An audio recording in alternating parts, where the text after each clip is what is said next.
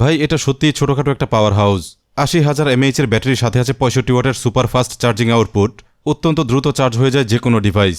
শীতের এই সময়টা ট্যুর করার জন্য বেস্ট। হয়তো আপনিও বেরিয়ে যাবেন লম্বা ট্যুরে, আর সাথে থাকবে স্মার্টফোন, ল্যাপটপ, ক্যামেরা, স্পিকার সহ অনেক রকম গ্যাজেট।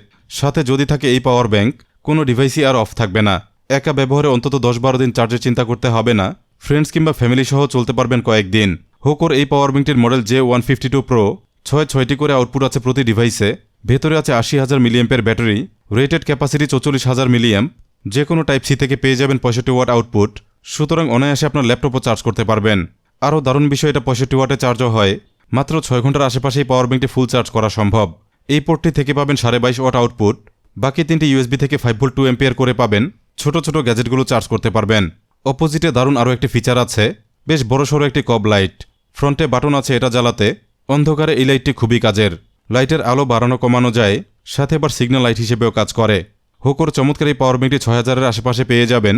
অরিজিনাল ডিভাইসে এরকম স্টিকার পাবেন। এখনই ভিজিট করুন hoco.com.bd, কমেন্টে এটার লিঙ্কও পেয়ে যাবেন। এরকম গ্যাজেট আরও দেখতে সাবস্ক্রাইব করুন। অবশ্যই অন রাখুন বেল আইকন।